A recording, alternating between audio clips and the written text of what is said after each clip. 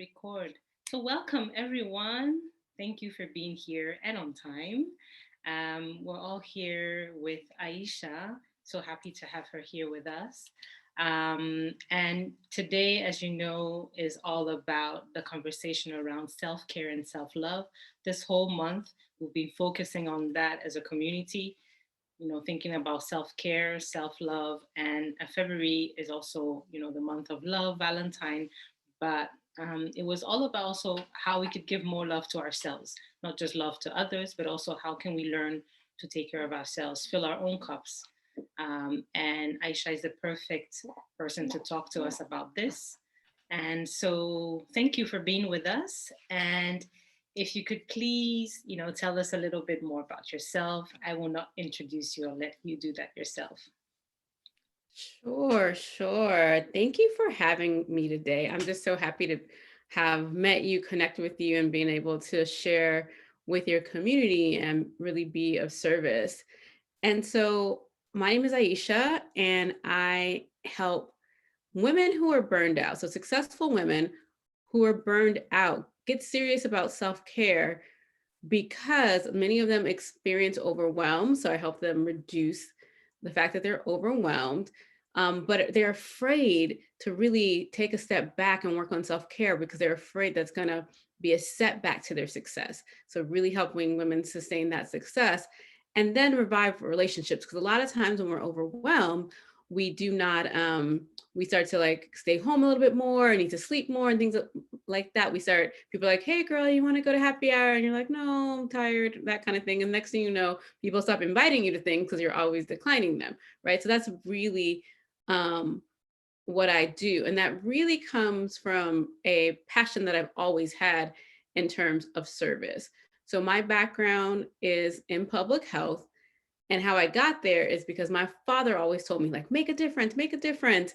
And so first I was like a lot of people, oh, well, I'll study psychology so I can like do the mental health thing. And I actually tried that out. I was a crisis counselor. And I realized, well, actually, I don't want anybody to actually be in crisis. I don't want them calling this hotline. I want people to not be in crisis. And that's when I found public health, because that allowed me to be in a role more of prevention and really looking how we can change things structurally and societally so these things don't happen. But when you get into what they call a helping profession, so public health, social work, things of that nature, we often end up burning ourselves out because the problems are so oversized. And then we work for organizations that don't have a lot of resources, or just things are just so urgent. There's just so much need that we forget about ourselves in turn and try to do so much to serve others, not realizing that we are not really serving those other people unless we are well. And so that's really who I am and what I do. I love that. And I love that, as you said, your father was, inspiring you and telling you, you should make an impact, you should help people. And as you said, people who actually work in the healthcare sector or, social work or anything, it's really about giving, giving, giving. And most times people in those professions end up being burnt out. Um, and so I know that you are speaking out of a personal experience. You shared a little bit of that during the masterclass as well. Could you tell us a little bit more about your own experience with burnout and because it's been a passion of you to help people, but tell us a bit more. Yeah. Yeah. So although at one point in my life I was a math teacher, I only in my life learned how to add and never subtract. So over the course of growing my career, I'm working in public health. So just what I do every day is serving people. I'm not in direct service, but it's still serving the greater good every day. So that should be enough. The fact that I go to work and try to make things better for the greater good. But outside of that, then within my profession, I took a role at both the regional and national level to try to help the profession to be more sustainable. There's a farmer's market in my neighborhood, and I'm on the board of that. And then just so many things. So once you start to say yes to one volunteer position, then people are like, oh, they like to volunteer. Let me ask them, right? They don't try to find a new volunteer. They ask the same person who's already doing everything to come and join them. So at some point I had, my full-time job, plus all of these volunteer positions, which was great. And it helped me sort of get to the point in my career where I'm so blessed, where I am sought after for my expertise. So I started to get job offers without even applying, or I would apply and then there would be no interview. They just be like, you're hired, that kind of thing. That's amazing, right?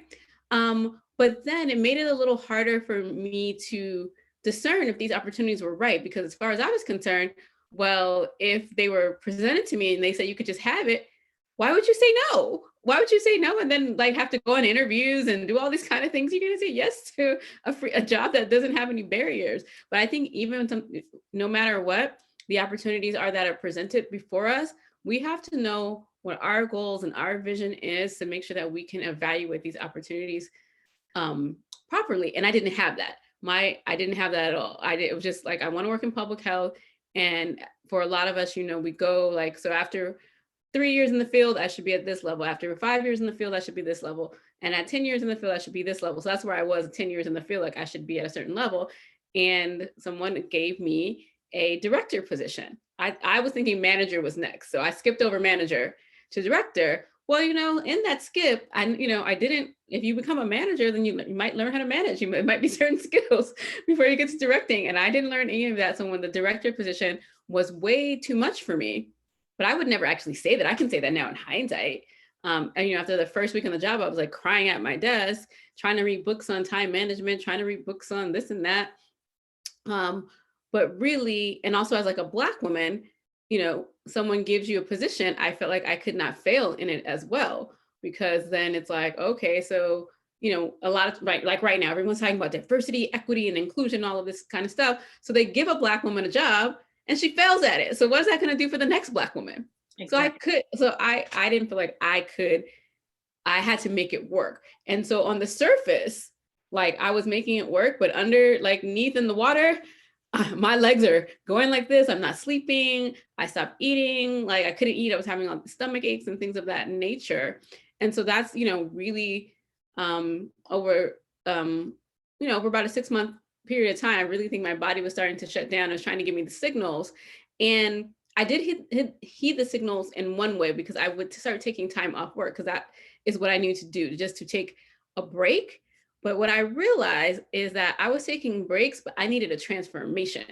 The break wasn't enough, because I would just go back into the same situation and do the same things. Exactly. So what was going to change, right? So taking the days off or taking a longer vacation, like was good in renewing in one sense, but then like nothing was actually changing for the long term.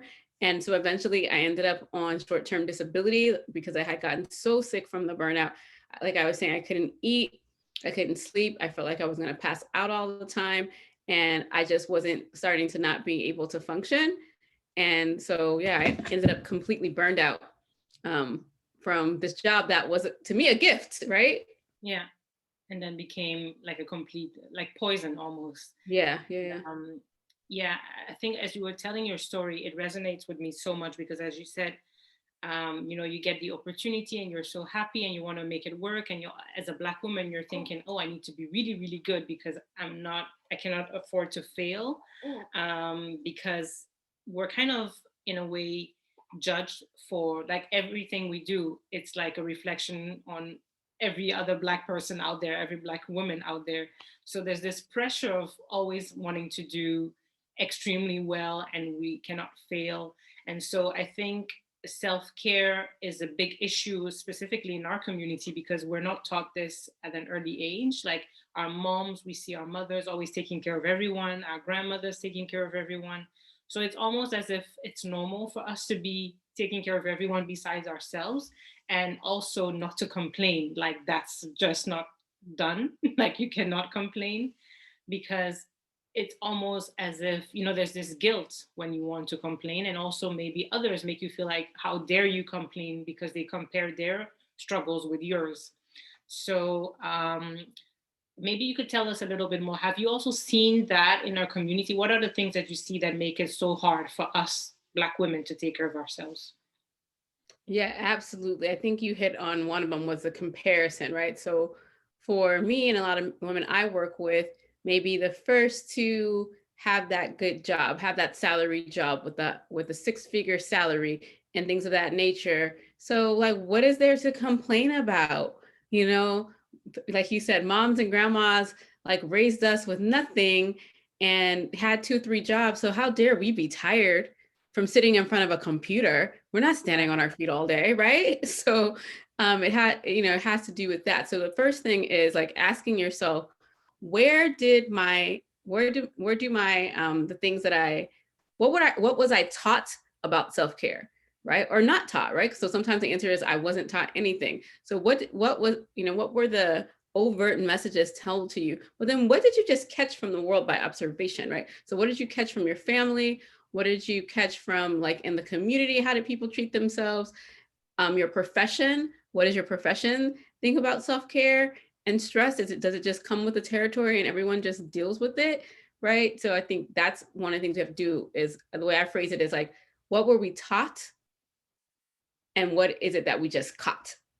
Right? So what are those messages that we caught? So I think that is one to figure out, okay, so like, what are those messages? And so again, a lot of those messages, work twice as hard.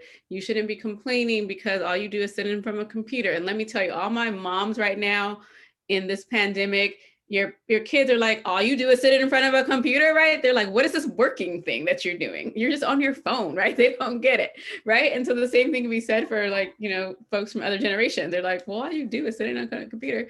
How could you be tired? Kind of thing. You're not on your feet all day. Like both of my parents worked at the post office. And so they were both on their feet all day, sorting mail, talking to crazy customers and, where's my package, all that kind of thing. So even though my parents didn't say anything to me, in the back of my head, it was like, well, they were on their feet all day, right? So that is one of the things there. And then like, just to reiterate what you mentioned, that when it comes to race, like people of color, Black people, I forget what what the sociological term is for it, but one of us, whatever we do reflects on everyone else, good or bad, where with a white person, whatever they do, it just only reflects on them personally. It does not give people don't interpret it on a broader scale. So we're dealing with that. The second, I think another thing is like the worthiness piece. Like, do we think we're worthy of rest? Do we think we're worthy of self-care? Right? Sometimes we have some issues with that because like, who am I to rest? Can definitely be an issue because again, there's a comparison thing to see like, oh, well, I only have 1 kid and this person has 4 kids, or, this person has 3 kids, I have none. Like, why? Like, I should be able to get through this. But the thing is, and so what part of the definition of stress is the way you are able to cope depends on what resources that you have, right? So same event, like let's say someone passes away in someone's family, right? So one same event happens to 2 separate people, but how they fare and how they're able to process the grief is going to depend on the resources they have available. And then if they're able to mobilize those resources, right? There might be reasons why they can't mobilize those resources. And so same situation, 2 people are going to react differently because it depends on what resources they have and to mobilize it. And if you can mobilize it, but what people forget is no one outside of you really knows all the resources that you have and whether you're able to mobilize it. No one can make that determination for you, but there is a fear, a guilt, a shame that people assume your resources.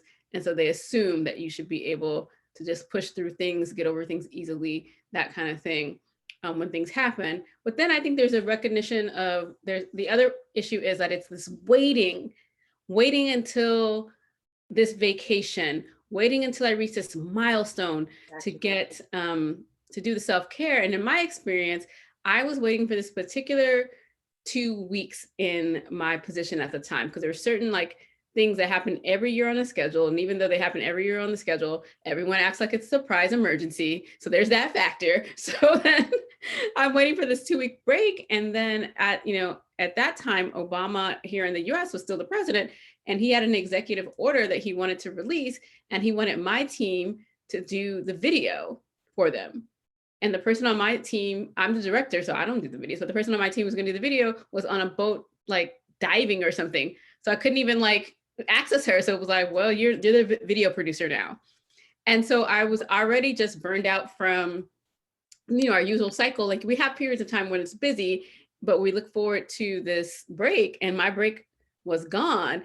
And I think this is the moment that I really sort of got a little bit of a clue, but still didn't act. My coworker, who from another office, he looked at me and he's like, "How do you work like this all the time?"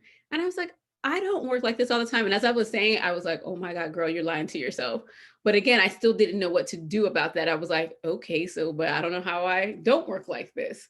Right. And so I really think we have to stop waiting. I kind of mentioned that in the master class, Mm-hmm. like waiting and putting ourselves under, like if you have a life that's super stressful every day, like if stress happens every day, self-care has to happen every day. We can't wait until 2 weeks later. How many people on here have gone on a vacation and it took the first, like 7-day vacation, and it took to the day 4 for you to even decompress Mm-hmm. to enjoy it, and now it's time to go back home, right? A lot of us experience that, and so we really have to do something every day and not wait for these moments, because sometimes these moments don't come, they get taken away. Exactly. And I think the difficulty is also to recognize that that the stress you're going through is not normal.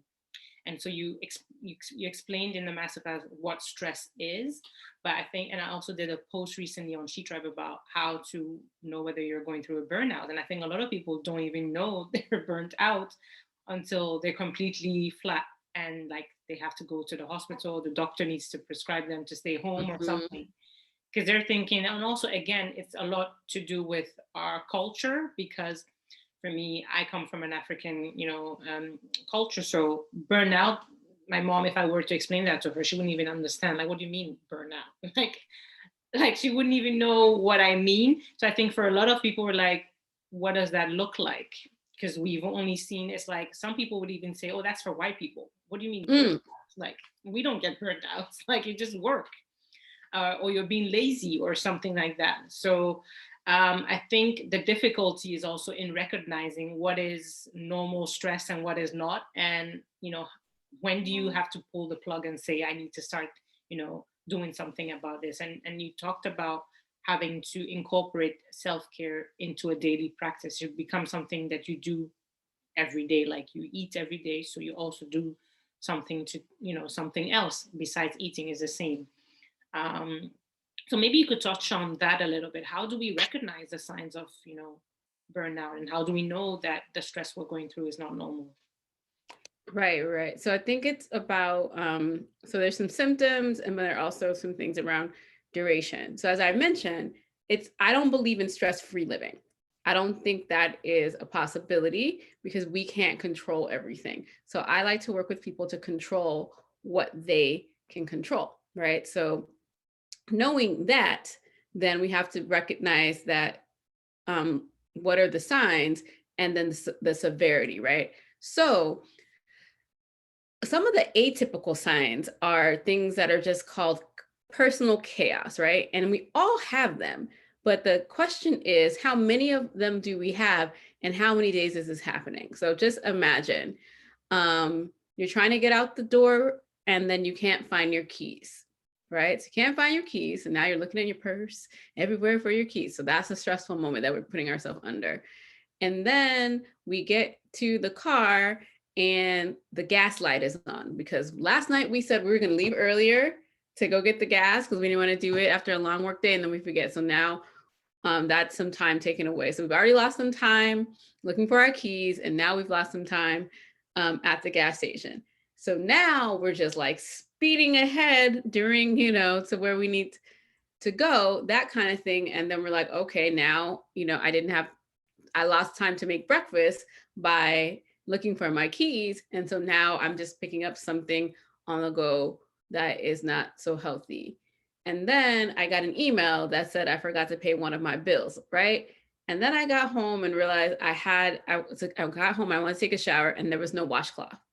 Like those little things, right? So when we start to see that like some of those basics are not getting done, even while I'm producing a video for the White House, for Obama, like that happened, right? But the rest of all this other little stuff was not happening. And it just takes time and energy to be, to think about, okay, so, I don't have a washcloth. So what am I going to do? Am I going to use a hand towel, or am I going to go do a little laundry? Those are decisions that have to be made. So you get this decision fatigue. So we need to pay attention to little stuff like that. Are the plants alive?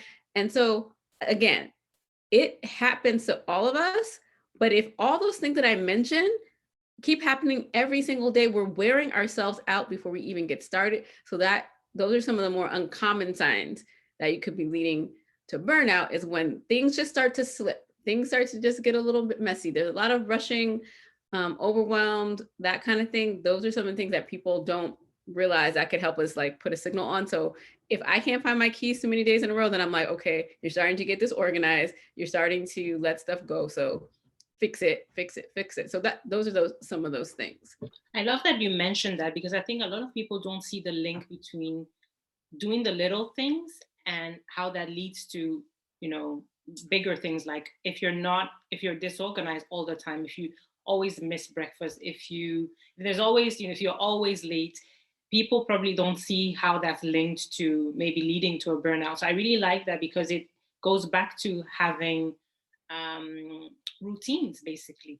Either having a good morning routine, just having good daily routines in your life, because that would allow you to know that, okay, this is the day that I tidy up. I do this every evening, or I do this every Saturday. I do my groceries then, you know, so you would be more organized, or you would make sure that you have something to eat and all of these things. So I think it's very interesting how you link both, because most people don't see how not having that in check can affect you having a burnout. We sometimes act like it just happened to us, but there are little breadcrumbs leading up to that, that those signs that Mhm. we didn't see. And I think it was Oprah that probably said that sometimes a brick will fall on your head and you won't notice, and then a whole building will, you know, just fall on you until you just can't get up anymore. And I think most of us just wait till we're completely on the floor and the whole building has collapsed on us to do something about it, whereas we could do little things every day. So Mhm. that leads to the next questions. What would you say are the little things that we could do? Some tips that you could share. And ladies, feel free to, if you have questions, send in the chat, or if there's something you're like, oh, I've been dealing with this. This is very difficult for me. I have a morning routine, but it's very difficult for me to stick to it. Or whatever it is, or you're going through a burnout yourself and you have questions about, you know, how to better deal with that, or, you know, anything, feel free to leave it in the chat or just unmute yourself. um, all right, so yeah, Aisha, back to you. Yeah, so some of the little things that we can do are just take care of the basics. So oftentimes people are like, I'm burned out, so I have to go on a 10-day meditation retreat, or I have to go on this, this whole big transformational thing, when we have to think about, as I was mentioning, like the self-care as self-love from our body's perspective. Our bodies just wants us to pay attention to it and nourish it and give it what it needs, right? So one, we need to make sure we stay hydrated, because when we're not hydrated, our body just has to work that much harder on organ functions. And so we can't see all of that, but it's draining us. Like we're making our body work harder to do that. And so the energy that we need for the whatever the important thing is in our life is just not there, or the brain fog is there. We can't focus, that kind of thing, right? So we need to just make sure that we remember to do that. I think the other big piece is going to sleep on time. So if any of you started following me online, you'll see the last couple of weeks we've been talking about what's called revenge bedtime procrastination. It's the idea that you need to go to bed, and you know that if you don't go to bed on time and you don't get enough sleep, your day is not going to be great. But instead we do it over and over and over. We stay up late, we scroll, we read, all of a sudden something becomes important. And we know that like we would have a better day if we just got more sleep. We won't give it to ourselves because we're like rebelling against the fact that the day was so hectic. So I'm gonna get my me time in, right? But there's a point where me time becomes self-sabotage. And so, we've been giving to everyone else and we're giving to everyone, to like, I'm taking my time back. I'm gonna stay up late. And it's like, well, there could be another way to take your time back. Staying up late is yes, you get your me time, but then it has a cascading effect on the next day. So I really think people don't get enough sleep. And right now, it just, a lot of it has to do with just the constant scrolling on social media. So I have an alarm on my phone at 9 p.m. that says, stop scrolling Instagram and go read a book. And then I'm just like, oh yes, time to wind down. Otherwise you can get lost, right? You just get lost and keep going. And you only put the phone down when the battery's about to die. It's like, oh, I got to plug it up. But if it's full charge, you might be up all night with it. So I think like just the hydration, the sleep, and then the next thing is just order and trying to get your schedule under control, because often people just literally have too much on their plate, because like the way we get tasked and make commitments looks less like going to a restaurant where you order off the menu. It looks more like a buffet, right? So you pick up your plate, you start putting stuff on it and stuff on it, and then you forget what you say, oh, I like this, and then oh yes to this, and oh yes to that. And then when you get to the end, the thing that is most exciting to you, the dessert, was at the end and you didn't leave any room for it, but you're gonna still put it on your plate. It's not, you're not gonna not put it on your plate, and you can't, and this, all this at a buffet, the stuff you put on your plate, or you can't put it back, right? And so many of us are not going to say yes to somebody that we're going to do something, or say yes to put something on your schedule and take it off. And so we end up with too much on our plate. So I do think we have to very much get better at managing, like realizing there's 168 hours in a week. We should be sleep at least 64 of them, somewhere 60 to 64 of them. Then we're working for another 40 to 50 of those. And so we have to be a lot wiser and smarter with those extra hours that we have left. And so how many of them do we give away to other people? How many things do we have going on for our families, and then making sure that there's actually time for us. And I recommend just starting your day. Some people get up really early to do self-care. It doesn't have to necessarily be early, but I think it should be first, because once the day starts, we're like, I'm going to get to it at the end of the day. And oftentimes we're too tired to get to it. And we're just, again, we end up doing something, decompression, scrolling, that kind of thing. Whereas if we get it in the morning, at the end of the day, if at the end of the day, it's just done. You don't have that guilty feeling like, man, it's another day that I didn't do anything for myself. I don't have that anymore, because I just do it for myself in the morning, and then I don't have to worry about it for the rest of the day. I know that if I'm dead tired at the end of the day, it's fine. Yeah, I love that. And I really love the comparison that you made with the buffet, because it's really that. It's like, ooh, ooh, ooh, I like that. I like that. And then at the end, you can't put it back, as you said, and you keep adding. And then basically, let's say you go to sit down and eat, most of the things probably won't be eaten. And you end up disappointing because you're like guilty, thinking, oh my God, I didn't finish my plate and I wasted food. And basically, that's that. In real life, you're doing things half-assed. You're not doing them well. You're disappointing people because you can't show up on time. You're doing the work really badly or whatever. So you're really letting yourself down and other people down by just adding too much to your plate. So, and I love that, because I started reading this book in January called Essentialism, and it really talks about that, about not just doing less, but doing the right things. And it's about choosing yourself first, as you said, just start with you first. And for a lot of people, I think when you were listing the things that we could do, it sounds, it's like unsexy. Most people are expecting something like, ooh, some big thing, like, oh, you should do this to not be burned out. But it's like, just drink water. And they're like, really?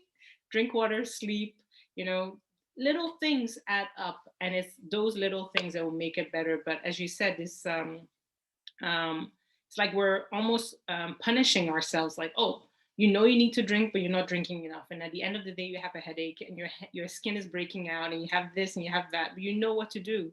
You don't sleep enough, so you're foggy all day long. You don't work well, you're unproductive. You still know what to do, but you're not doing it. So I think it's just about showing up for ourselves and doing what's right by ourselves. Just wake up and do you first. Just take care of yourself first. And I think for mothers in particular, it's even extra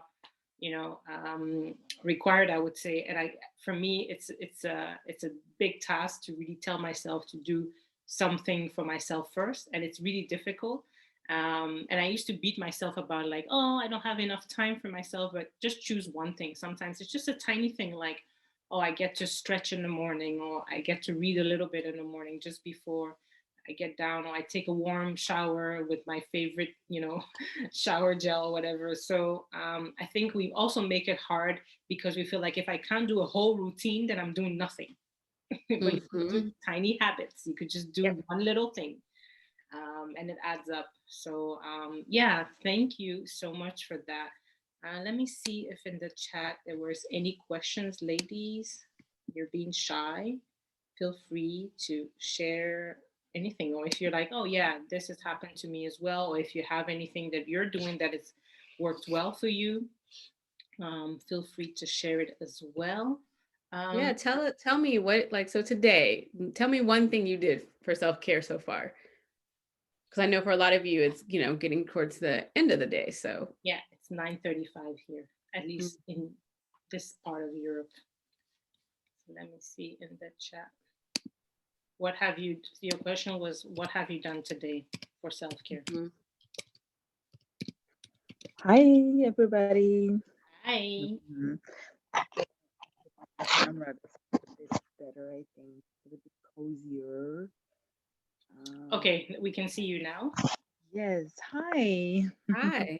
Sorry for coming later. I was at another session, but I saw this really quick, and I was like, oh, let me go and check it out. But I always love Rose's classes and talks and everything and sessions. So Nice to I have thought you I have here. time, so why not? Um, so Aisha, thank you for your time as well and for being here. And I listened to you briefly and everything. So I've been home actually since October with a burnout. And it's been a ride. It's been a roller coaster. Um, but it has been the greatest time actually of my life, I think, because I get to spend so much time with myself and doing things that I really love, and yeah, I think it's one of the greatest gifts basically. So I started developing a routine right before I got diagnosed with my burnout.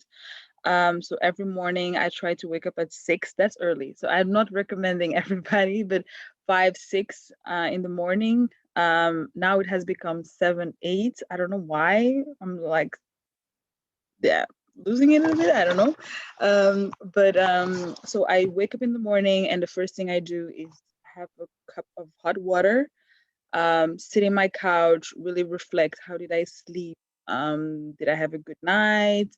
And then I start a workout, whatever. It can be a good workout, or it can be a yoga workout, it can be anything that I want, or just have a walk or a run outside. And then I start meditating, and there's a time that I really take the time to reflect on a lot of things. I really take a lot of time for that part. And what I do is I start meditating first, and then I start journaling. And recently I started using the Bible app as well, not because I am religious, but I find a lot of very, very interesting things. I find a lot of interesting things in the Bible as spiritual, and really helps me to learn and etc. and etc. And after that, I read something or listen to a podcast, or so those are the little things I try to do for myself. And I go walk a lot. I love walking, so I think those are the things that really, let's say, saved me or really healed me. And one of those things today, to answer your question, is I walked in the sun and I went to the park and really enjoyed the sun, because we haven't seen any sun since so long. So this week has been a blessing. It was snowing last week, so so I went to the park and enjoyed the sun today. Yeah, Love that's that. it. Yeah.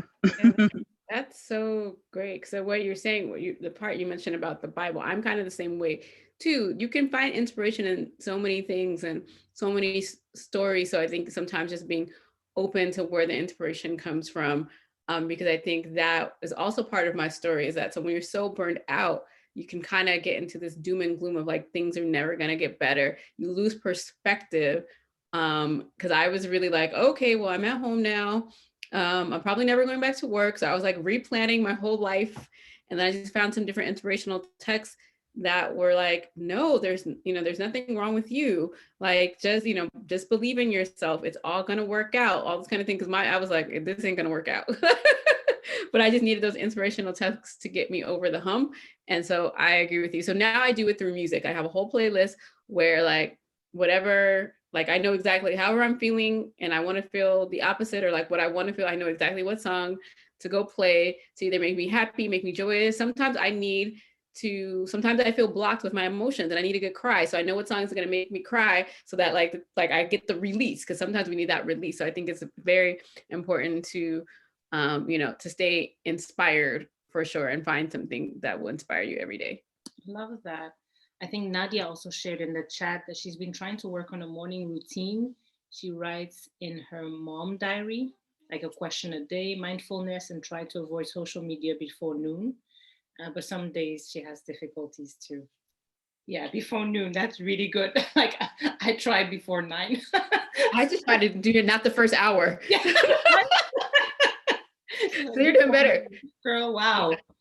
That's great. I think I really also like that you were sharing, Amy, that in the morning when you wake up, you're like, you ask yourself, like, how did I sleep? I love that. Like I never, these are little things, but actually it's good to kind of, talk to yourself and find like, how do I feel about this?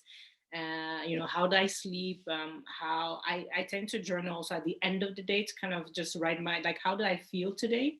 And that's really helped me, because sometimes you're like, you have blocked emotions, you're irritated throughout the day, you had a fight with someone, or you're just tired, but you haven't really shared that emotion with anyone, you haven't talked about it. And I found that through journaling, just sharing that this is how I feel today about this particular situation has really helped. So I can see that you ladies, you're practicing a lot of the things that actually work, so that's really, really, really good. Yeah, because everything starts with the mind, right? So it's all about the mindset and what your mind is doing. So if your mind's really cluttered, then, taking steps to declutter your mind in terms of whether it's a physical declutter around you, that'll make you feel things feel clearer. Like you both mentioned, that journaling piece of it as well, or meditation, and or just stillness, because I know a lot of people are like, I can't meditate, right? So just even just being still and looking like, so what am I thinking? So that's one big revolution for me, was I have a choice to choose what I think. So I would like just sit there and be like, that's an interesting thought, I'm thinking that too, because sometimes you don't even know what you're thinking. I'm like, well, I don't want to think about that anymore. So then I'll take my place, I guess some people call it visualization. I'll say, okay, I want to think about a positive thing, right? So let me go back to a memory that I had was really, a fun time with friends or something positive, because I realized it's like your brain's going to do what you want to do, but then I'm like, we don't want to think about that anymore. Like we're just going to go to something else. And then I drift back to the bad thing and come to the good thing. But at least now it's like 50-50 instead of 100 the bad thing and and no good. So at least 50-50. I'm not at the point where like I can just like shut it all the way off, but I know to like, okay, what's going on in my head is not the most positive thing. Can we go somewhere else now? Because what's the point of ruminating over and over something that's from the past or from the present? A friend of mine said the other day is that like the present is the only thing that's like true. If you're in the past or in the future, it's not true. So if you're in the past, whatever it is not true anymore. In the future, it hasn't happened yet. So you don't know if it's going to be the truth. So the present is the only time that you're in the truth. And I was like, whoa. Yeah. And I think someone also shared with me once that the only time you experience anything is in the present. So the past, you also experience that in the present moment at that time, and you're only going to experience future in that present time. So the only moment that exists is present. And it made me also realize that actually it's true. So even if you're like planning everything, you're thinking about the future, it only is going to come to pass in that future tense, which will be present at that time. So there's no need to fuss about things and to stress about things too much, and think about things that are past, because there's nothing you can really do about it. So that definitely helps a lot too. I think another thing that is difficult for people to kind of start doing self-care is because on social media you see a lot self-care, and people think, oh, self-care Sunday, put on a mask and going to do a mani and a pedi, and they just think basically self-care is just limited to that. How do you, in a way, convince people that it's about a lot more than that, and how they could start, implementing these things that we're talking about into their daily lives? Yeah. So I Let me see if I can get it See your focused. lovely nails. There we go. I love a good manicure. Don't get me wrong. So I love a good manicure. I love all the pampering too. And I have been doing that for many years. And then I still ended up on short-term disability, burned out. So then I was like, well, that's not the solution.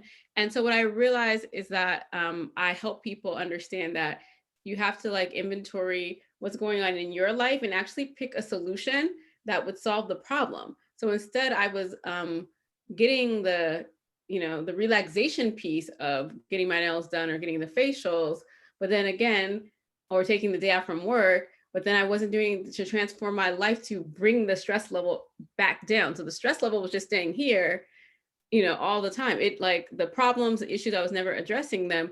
So then that's when it was like, okay, my self-care actually has become more about, like you were saying, routine and order and mindfulness and things of that nature, because I realized that was actually what was causing the stress.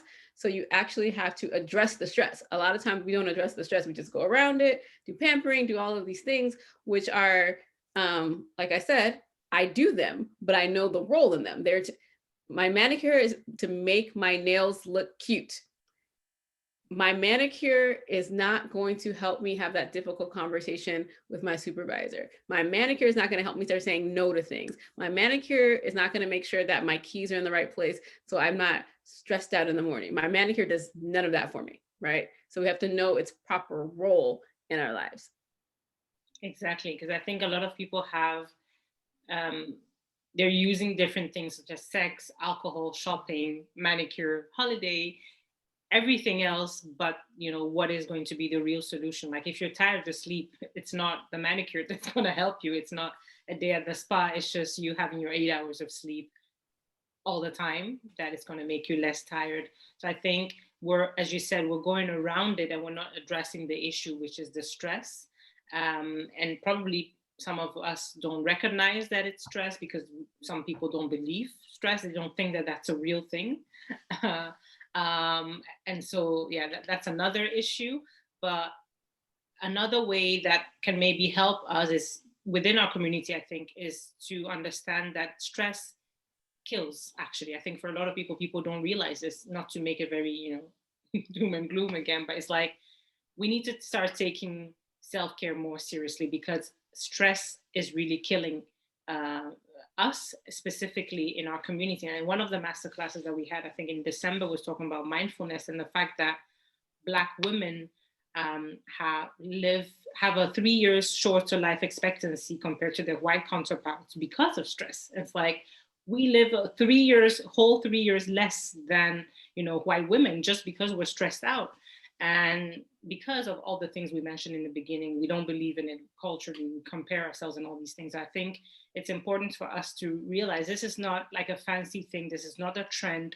This is really something serious. And we need to start teaching our kids about that as well. So they can start, taking care of themselves and telling us when they need a time out, not because they're punished, but because they want to rest. Do you work with kids and do you give workshops? Could you tell us more about how we can work with you? What is the work that you do? Yes. How can we take care of ourselves? Absolutely. So I have a couple of different ways. So if you go to seriousaboutselfcare.com, if you go there, put your name and your email address, you'll get a template that will provide you with a 10-step plan to sort of start you on your self-care journey and kind of the way that I've been mentioning it, right? So making sure that you do your assessments and all of that stuff. So then you can come out with a plan that actually addresses the things that you need to work on, right? So not just being focused on the pampering aspect of that. And so that will put you onto my email list so we can stay in contact with one another. And so I also do group coaching. So I have a program called From Overwhelm to Overflow. And so I have a group coaching program. So where, again, we walk through the steps of putting together your plan, but helping you implement the plan as well. So I provide content, but there's also coaching, reflection activities, and things of that nature. So it's a more close-knit, intimate environment, because for some people, you'll hear what I say today, you're like, great, I can do it myself. I'm good. Other people are like, oh, I need someone to walk alongside me, support me. I have a lot of questions. And so the group coaching would be the perfect place for you if you feel like this has been you've tried to solve the problem on your own before, you haven't quite got there. You read all of the blogs and stuff like that, but it's not clicking and you're not seeing the actual stress reduction, then that's where the group coaching component would be a good thing to send me a message about. So if someone has a question after this and feels like, oh, do you have like a discovery call or something like that? How can someone jump on a call? Yes.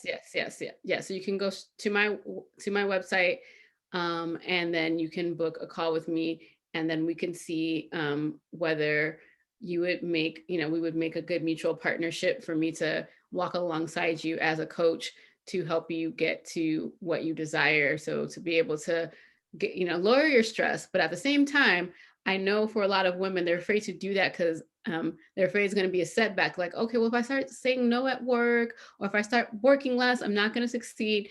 And I can show you how you're going to actually be the person who is going to be the most successful in the environment, because you're going to be the one who's well rested. So you're going to have the best ideas. You're going to be the most dependable person. All of that's going to happen while you're still able to take care of yourself at the same time. So it's not this trade-off that I'm going to have you then, take a demotion and all those things like that. We're going to actually get you to be that superstar, but also be super refreshed in the same time. Love that. Superstar and super refreshed.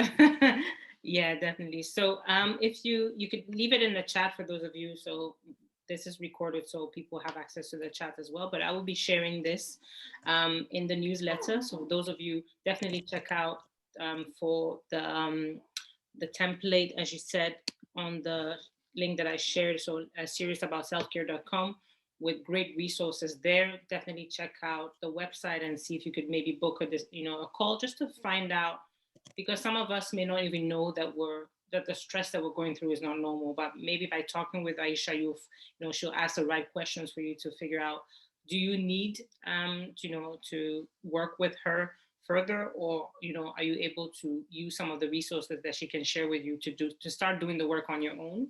And yeah, she shared also the self-care by Aisha is their Instagram handle, so go and show some love.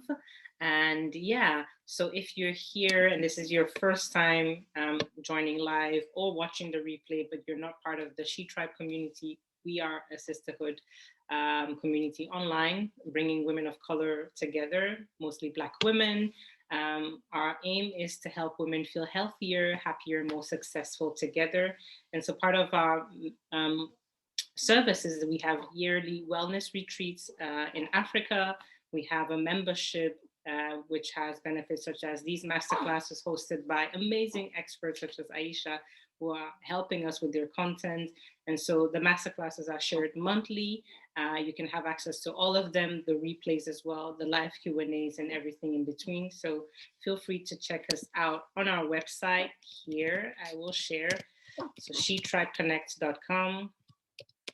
And yeah, the same name on Instagram. Show us some love. And if you have any questions, feel free to reach out to me. Thank you for being here. Thank you so much, Aisha. This was a lovely conversation. We learned so much about, the importance of self-care and self-love. Just, as you said in your masterclass, self-love into action, putting self-love into action is self-care. And it's not just a trend. It's not about having cute nails. It's about taking care of ourselves so we really don't get, overwhelmed and burnt out, as you said, and so that we can be those the superstars and do what we came on earth to do, what we were put here to do.